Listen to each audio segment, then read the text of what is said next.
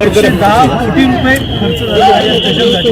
काय वाटतं सरकार का ओपन आपण पाहिलं असेल गेले 2-3 महिने सातत्याने महाराष्ट्रावर जो अन्याय होत चाललेला आहे म्हणजे या उद्घाटनाच्या हिशोबाने ह्याच्यावर आवाज उठवत आहे. खरं तर गेले 2 वर्ष महाराष्ट्राला एक अन्यायकारक भूमिकेत किंवा आपण पाहता की महाराष्ट्रात जो अन्याय होतो त्याचं काही उत्तर आम्हाला कुठेही मिळत नाही. आम्ही सांगण्याचा हाच प्रयत्न करतो की या राष्ट्रात महाराष्ट्र देखील आहे, आम्ही पण एक राज्य आहोत, आम्हाला पण न्याय मिळाला पाहिजे. आत्ता आपण पाहिलं असेल MTHN गेले 2 ते 3 महिने तयार आहे, पूर्णपणे तयार आहे. 2-3 वेळा उद्घाटनाची वेळ देखील जाहीर झाली, पण उद्घाटन काही झालं नाही कारण ज्यांना उद्घाटन करायचं आहे त्यांच्याकडे महाराष्ट्रासाठी वेळ नाही. तसंच दिघा स्टेशन खासदार साहेब राजन विचारे साहेब सतत हा विषय घेत आलेले आहेत. गेले 8 ते 9 महिने आम्ही आवाज उठवतो, दिल्लीमध्ये असेल इथे गल्लीत असेल, की हे रेल्वे स्टेशन तयार आहे, जनतेसाठी खुलं करा. जर तुम्हाला वेळ नसेल उद्घाटन करायची खुलं करा, पण तेही करायला तयार नाहीत. आपण पाहिलं असेल नवी मुंबईची मेट्रो 5 महिने तयार होती. जेव्हा मी ट्विट केलं पत्रकार परिषदेत तेव्हा त्यांनी पूर्ण केलं, पण उद्घाटन करायचे असून त्यांच्याकडे वेळ नाही ना ताकद आहे. आणि असंच उरण लाईन आहे, डोंबिवली मनकोडी कनेक्टर आहेत, अनेक गोष्टी ह्या महाराष्ट्रात अनेक फ्लायओव्हर्स आहेत जे आमच्या काळी तयार झाले, सरकार पाडल्यानंतर ह्यांनी उद्घाटन केलं. दुःख ह्याच गोष्टीचं आहे की ज्या कामांमुळे लोकांना जो गैरसोय होते लोकांना ती दूर होईल, ते तसं न करता अजून गैरसोय वाढणार त्याच्यावर ही घटना बाह्य सरकार सतत विचार करतं. सर आज त्यांनी पुन्हा एकदा मुख्यमंत्री एअरपोर्टवर त्यामुळे वेगवेगळ्या प्रकल्पांना म्हणजे MTHN निश्चितपणे जे भाजपचे उद्योगपती मित्र आहेत त्यांच्या स्वतःच्या विकासाच्या विरोधात आहोत. मुख्यमंत्री जे घटनाबाह्य आहेत त्यांच्या स्वतःच्या हेलिपॅड्स 2-2 फार्म हाऊसवर येणं ह्याच्या विरोधात आहोत. तिथे रस्ते झाले पाहिजेत गावकऱ्यांसाठी, पण स्वतःच्या शेतात 2-2 हेलिपॅड झाले, याचं दुःख आहेच. पण आपण पाहत असाल विकास जो झाला पाहिजे शाश्वत झाला पाहिजे. जे आमच्या काळात विकास झाला, कोस्टल रोड असेल, MTHL असेल, की दिघा स्टेशनची रेल्वे स्टेशन असेल, उरण लाईन असेल, त्याचं उद्घाटन तर करा.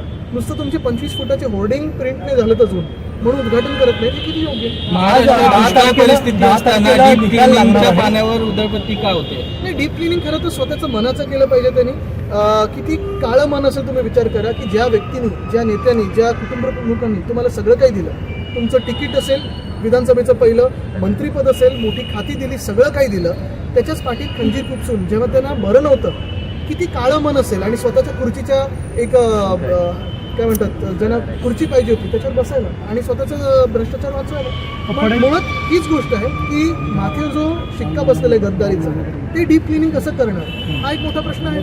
सर 10 तारखेला निकाल आहे, पण आज राहुल नार्वेकर जे त्या सगळ्याचे मला वाटतं आज वर्षा बंगल्यावर होते. वर्षा बंगल्याकडे काय वाटतं? मला वाटतं हे खूप वर्षानंतर मी ऐकलंय की अध्यक्ष महोदय स्वतः मुख्यमंत्रीच्या भेटेला वर्षा बंगल्यावर जातात. ठीक आहे, त्यांचं असेल, पण मला वाटतं एकच आहे महत्त्वाचं की त्यांच्याकडे एक ऐतिहासिक भूमिका त्यांच्या हातात आहे. राहुल नार्वेकर आधी आमच्या पक्षात होते, नंतर मला वाटतं राष्ट्रवादीत होते, आता भाजपमध्ये. त्यांना शुभेच्छा आहेच, माहीत नाही पुढचा पक्ष असेल, पण एकच आहे की महाराष्ट्राला, देशाला, आपल्या संविधानाला आणि आपल्या लोकतंत्राला जे हिताचं आहे तो निकाल त्यांच्याकडून अपेक्षित आहे ट्रायब्युनल म्हणून. आपण पाहत असाल 2 बाजू आहेत त्याच्या. एक जो भाजपला आणि मिंदे गटाला निकाल अपेक्षित आहे तो आहे, दुसरं म्हणजे डॉक्टर बाबासाहेब आंबेडकरांनी जे संविधान आपल्याला लिहून दिलं त्याप्रमाणे जर चालले तर 40 गद्दार बाद होतील.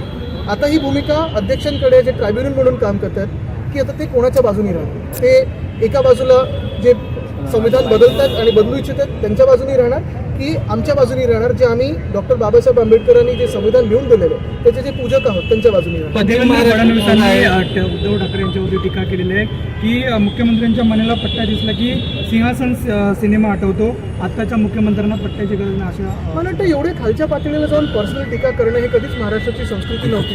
हे नवीन जर आणत असतील तर मी त्याच्यात त्या लेवलला तरी जाणार नाही. ते त्यांनी बघावं आणि लोक पण बघतात. पश्चिम महाराष्ट्राचा दौरा आहे तुमचा 2 दिवसीय, नेमकं कोणत्या भागामध्ये जाणार आहे आणि कोणत्या? आम्ही आता सर्वच आपण पाहतोय की गेले 2-3 वर्ष तर सतत फिरत आहोत, पण आज आपण पुन्हा एकदा आपण पाहिलं असेल की काल दक्षिण मुंबईमध्ये होतं, उद्या कोल्हापूर असेल, परवाकडे हातकणंगले आहे, येताना पाटण आहे. मला वाटतं अनेक ठिकाणी मी जातो.